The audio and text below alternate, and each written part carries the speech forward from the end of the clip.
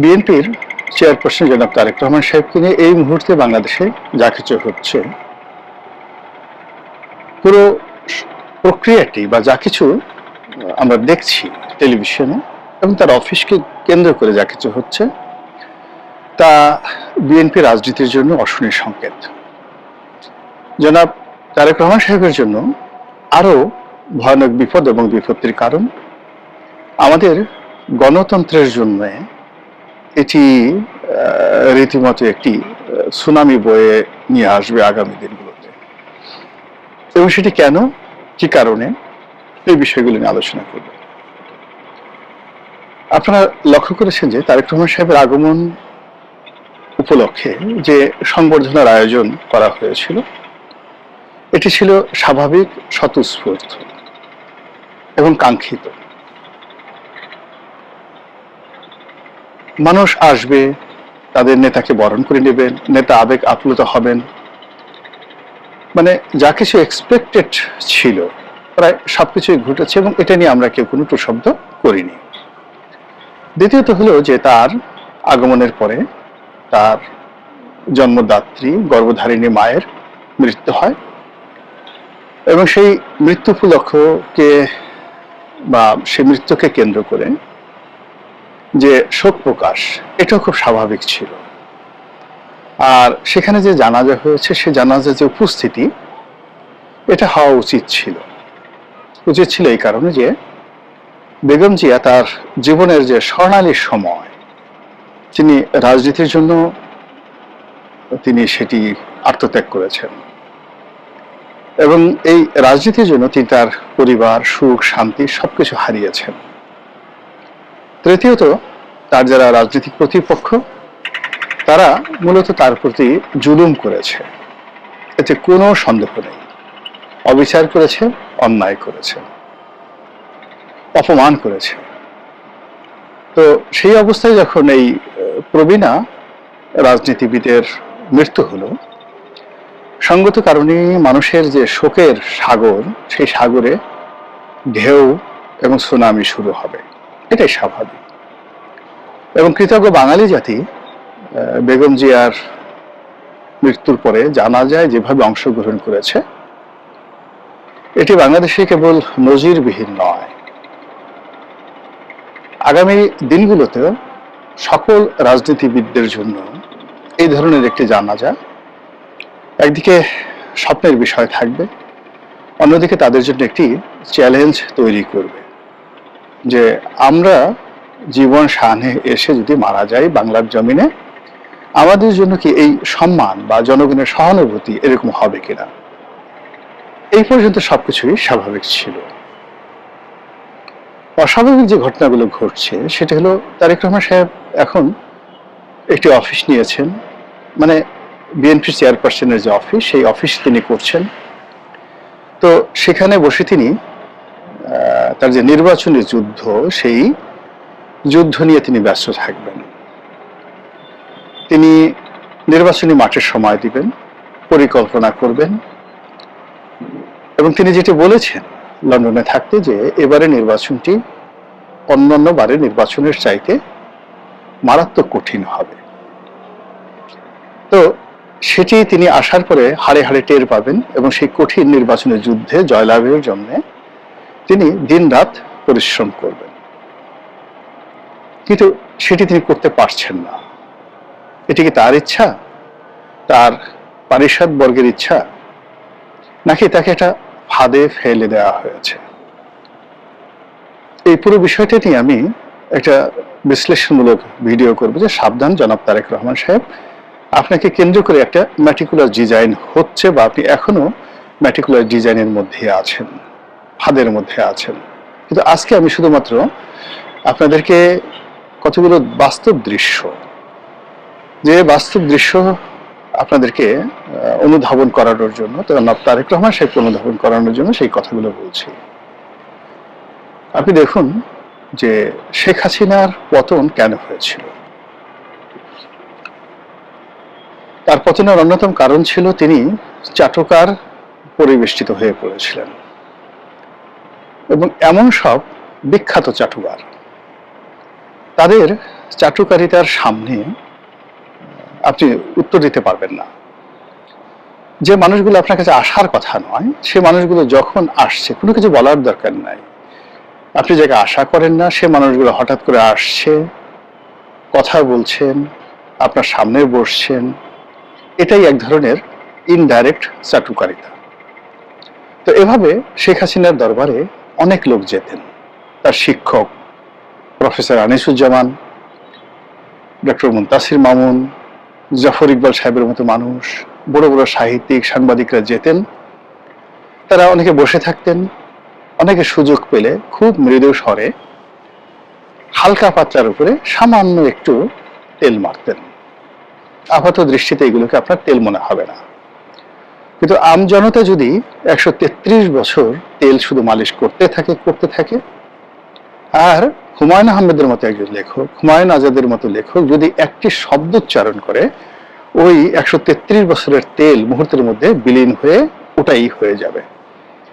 এটিকে বলা হয় ইন্টেলেকচুয়াল ফ্ল্যাটারিং, যেটি শেখ হাসিনার ক্ষেত্রে হয়েছে। এবং শেখ হাসিনা ধীরে ধীরে ধীরে ধীরে এই তেল পার্টির কবলে পড়ে সর্বনাশের পথে এগিয়েছিলেন। দ্বিতীয় হলো আরেকটি পার্টি যারা ডাইরেক্ট তেল দিত।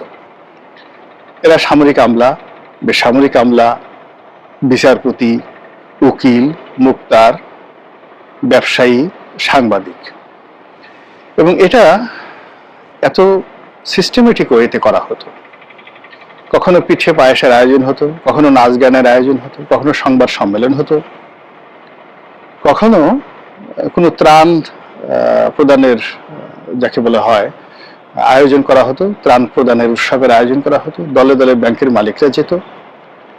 তারপরে কখনো কখনো শেখ হাসিনার মন খারাপ থাকতো, তার যারা দালাল চাটুকার তারা জানতেন তার মন খারাপ, সান্ত্বনা দেওয়ার জন্য তার কাছে যেতেন। কখনো তাকে উৎসাহিত করার জন্য, প্রমোট করার জন্য যেতেন, কখনো তার সফর সঙ্গী হতেন। মানে ইত্যাদি কাজকর্ম করে 15টি বছর ধরে এই ভদ্র মহিলাটিকে তার স্বাভাবিক চিন্তা চেতনা করার যে ক্ষমতা, নিজেকে অনুধাবন করার, নিজেকে ওজন করার যে ক্ষমতা, এই ক্ষমতাগুলো শুষে নেওয়া হয়েছিল। ক্যান্সার যেভাবে শরীরের কোষগুলো ধ্বংস করে ফেলে, ঠিক সেইভাবে তার সঙ্গে এই আচরণগুলো করা হয়েছিল। এই গেল একটা বিষয়। দ্বিতীয় যে বিষয়টি সেটি হলো তার মনে খুব সুকৌশলে প্রতিহিংসা জাগ্রত করে দেওয়া হয়েছিল,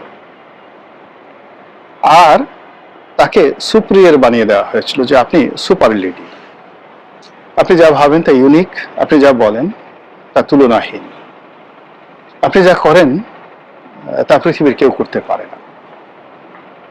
আশেপাশের লোকগুলো এই ডাইমেনশনে ধীরে ধীরে ধীরে ধীরে তাকে এমন একটা জায়গাতে নিয়ে এসেছিল যে তার আশেপাশের আপনজন যারা তাকে খুব ভালোবাসতেন, তারা অনেক দুঃখ পেতেন, অনেকে চোখের পানি ফেলতেন, অনেকে তাকে ছেড়ে নিরাপদ দূরেতে থাকতেন, অনেকে দেশ ছেড়ে পর্যন্ত চলে গিয়েছিলেন। এবং প্রায় একই অবস্থা বঙ্গবন্ধু শেখ মুজিবুর রহমানের ক্ষেত্রে হয়েছিল।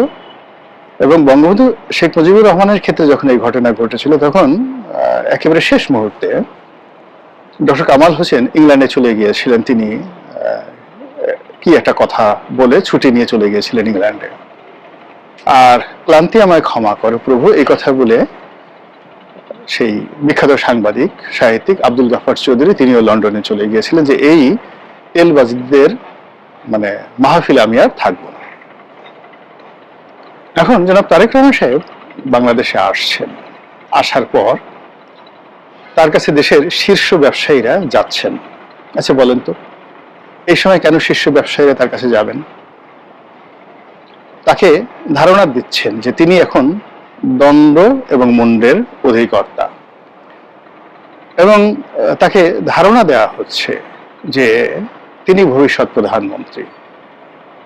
তাকে ধারণা দেওয়া হচ্ছে যে আপনি অত্যন্ত প্রভাবশালী একটা প্যারালাল গভর্নমেন্টের মালিক।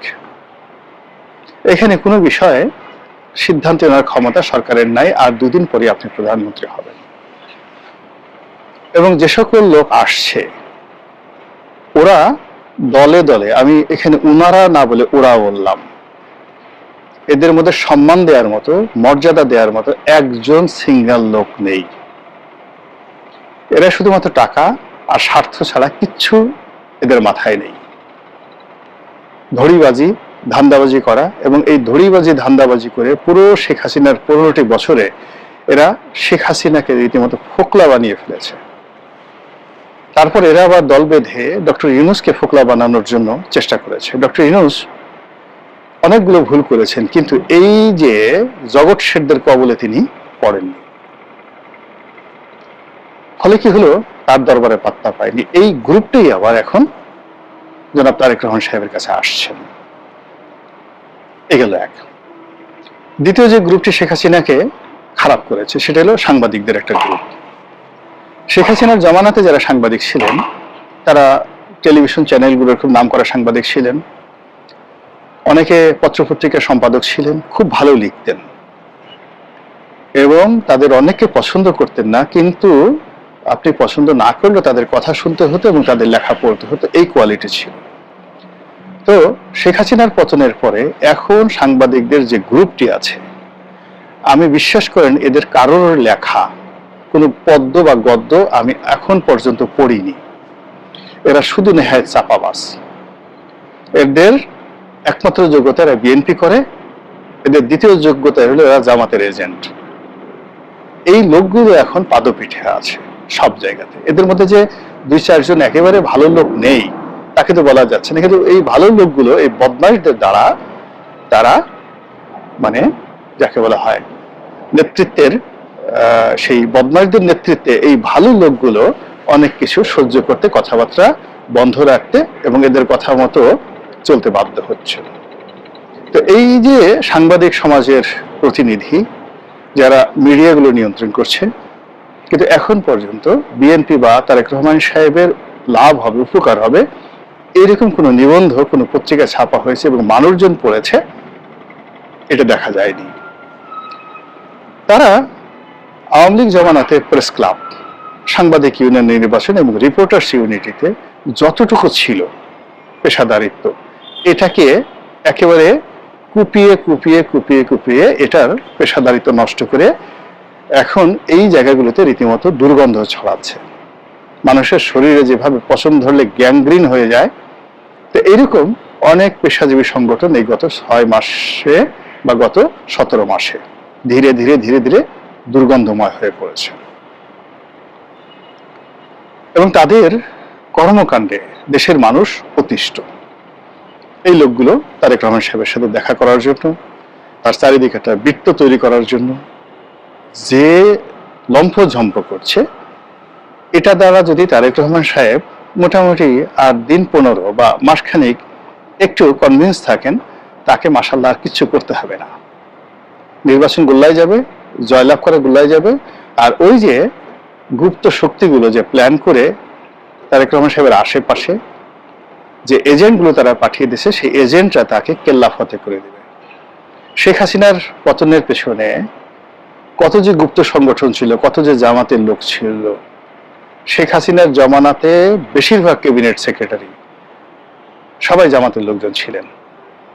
তো এই যে একটা অবস্থা, সেই অবস্থার মধ্যে তারেক রহমান সাহেব আলটিমেটলি পড়ে গেছেন। হিন্দু, বৌদ্ধ, খ্রিস্টান ঐক্য পরিষদ থেকে যে সমস্ত লোকজন যাচ্ছে, এরা সবাই শেখ হাসিনার লোক, এরা সবাই জামাতের লোক। এদের কারোর বিরুদ্ধে সততা, ন্যায়পরায়ণতার কোনো বা কমিউনিটি ফিলিংস এর কোনো রেকর্ড নেই। তারেক রহমান সাহেবকে তারা ব্যস্ত রাখছে, যখন তার উচিত যেখানে নির্বাচনে সমস্যা হচ্ছে, নমিনেশনের সমস্যা হচ্ছে, ভোটের মাঠের সমস্যা হচ্ছে, আমলাতন্ত্রের সমস্যা হচ্ছে, দলবাজি হচ্ছে এবং অনেক ক্ষেত্রে দেখা যাচ্ছে যে বিএনপি পন্থী আমলারা বেশি আগ্রহ দেখাতে গিয়ে পুরো নির্বাচনের মাঠে একটা ভীতিকর অবস্থা তৈরি হচ্ছে। এই বিষয়গুলোতে উনি মনোযোগ না দিয়ে 25